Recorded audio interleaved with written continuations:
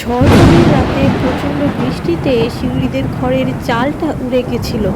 ঘরে সমস্ত জিনিসই ভিজে গেছিল, তার সঙ্গে শিউলি এবং তার মা বাবাও। তাই তারা কাকার বাড়িতে একটু আশ্রয় চাইতে এলো। শিউলি তার কাকিমাকে আশ্রয় দেওয়ার কথা বললে তার কাকিমা উত্তর দিল, এটা আমার বাড়ি, দান ছত্র নয়। এখান থেকে যা বলছি। আমরা কি তোদের সঙ্গে ভিজে মরবো নাকি? কি গো, তুমি কিছু বলো। কি আর করা যাবে, দেখছিস তো তোর বৌদি চায় না।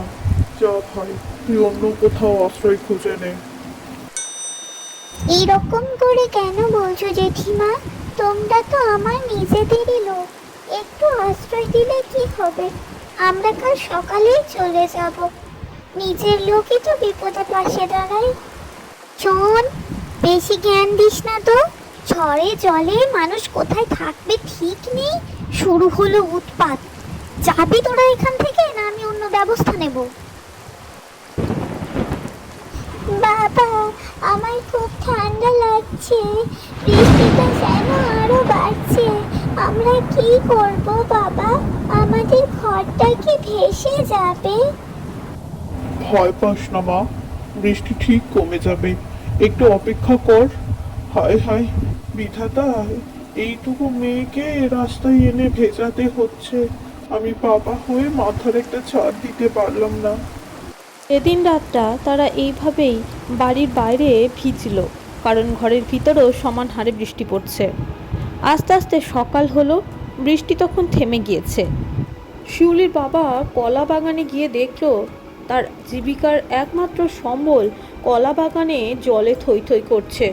গাছগুলো ভেঙে চুরে অস্থির, সে চিন্তায় কাঁদতে লাগলো। হায় হায়, এ আমার কি হলো? পুরো বাগানটাই তো ভেসে গেছে। একবার কলা গাছের গোড়ায় জল বসলে আর ওই গাছে কলা হবে না। কি করব আমি এখন? হে বিধাতা! কিচ্ছু বুঝতে পারছি না চন্দনা। পুরো কলার বাগানটা ভেঙে গেছে, গাছের গোড়ায় এক হাঁটু করে জল। কি করবে বলো? আবার এই ঝড় বৃষ্টির একটু থামলে নতুন কোনো উপায় ভাবতে হবে। কিন্তু তুমি এই ভাঙা কলা গাছগুলো বাড়ি কেন নিয়ে এসেছো? শুনলাম বাঁধের অবস্থা ভালো নয়, যে কোনো সময় ভাঙতে পারে। তাই এই কলা গাছ দিয়ে আমি একটা নৌকো তৈরি করব ভাবছি। কারোর কথায় কান না দিয়ে ভাঙা কলা গাছগুলো জোড়া দিয়ে একটা নৌকো তৈরির কাজে লেগে গেল নবীন। তাকে অনেকে হেয় করতেও ছাড়লো না। তার দাদা তাকে এসে বলল, কিরে, কিছু ব্যবস্থা করলি? শুনলাম তো বাঁধের অবস্থা ভালো নয়। তা তোর ওই কলা গাছের নৌকো কি তোকে শিউলিকে বাঁচাতে পারবে? তোর জন্যে সমাজ আমি মুখ দেখাতে পারি না। কি যে তুই কাজ করিস এক একটা, কোনো ব্যাখ্যা নেই। এরকম করে বলো না দাদা, হতেও তো পারে আমার এই নৌকোই একদিন সবার প্রাণ বাঁচাবে। চ শিউলি, তাড়াতাড়ি যাই, যে কটা কলা বেঁচে আছে নিয়ে আসি। এই বৃষ্টির দিনে বাঁধ যদি ভাঙে কোনো খাবার থাকবে না, তখন ওই কলাগুলোই আমাদের একমাত্র সম্বল।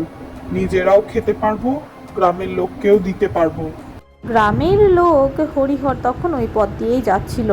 সে নবীনকে দেখে জিজ্ঞাসা করলো যে, কিরে নবীন, এই বৃষ্টিতে মেয়েটাকে নিয়ে ভিজছিস কেন? আর শুনলাম তুই নাকি কলা গাছের নৌকো নাকি তৈরি করেছিস। তা এসব দিয়ে কি হবে? তোর আর খ্যাপামো গেল না। এরকম করে বললো না জেঠু, হতেই তো পারে ওই নৌকোই হয়তো আমাদের সবার কাজে এসে গেল। সেই সময় আসলে দেখা যাবে হরিহর দাদা। আচ্ছা আচ্ছা, বেশ, তাও দেখা যাবে। বাঁধের অবস্থা কিন্তু ভালো নয় নবীন। চল আসি রে। সেদিন রাতেই কুসুমপুরের বাঁধ ভেঙে গেল। নদীর জল হুড় করে গ্রামে ঢুকতে শুরু করলো। গ্রামের বাড়িগুলো বেশিরভাগই জলের নিচে। মানুষের চিৎকার, গবাদি পশুদের ছোটাছুটিতে সে এক বিভীষিকাময় অবস্থা। কি গো বাবা, এই প্রবল বৃষ্টিতে তোমার এই নৌকো আমাদেরকে নিয়ে যেতে পারবে? হাওয়াও যা দিচ্ছে, কি হবে এবার? এত কিছু ভাবার সময় এখন নেই রে শিউলিমা, উঠে পড়। চল দেখি, কিছু তো একটা ব্যবস্থা করতে হবে। গ্রামের লোক যে খুব বিপদে পড়েছে।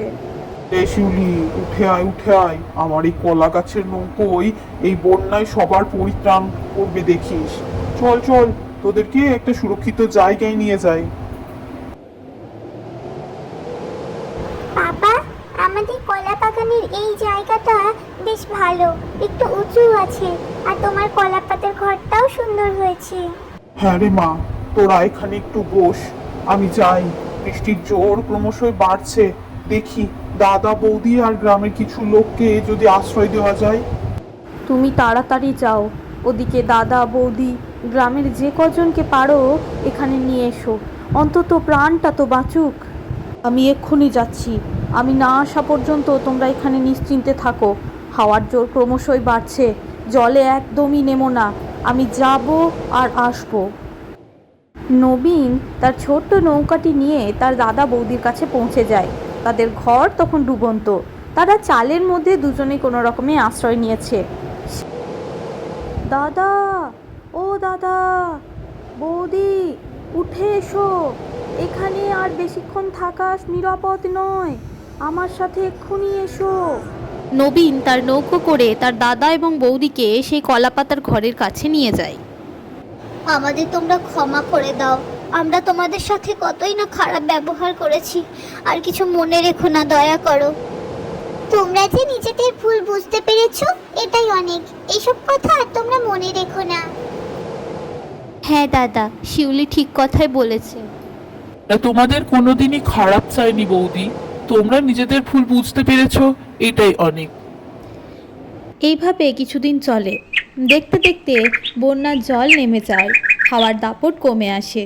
কুসুমপুর গ্রাম আবার আগের মতন পরিবর্তন হতে শুরু করে।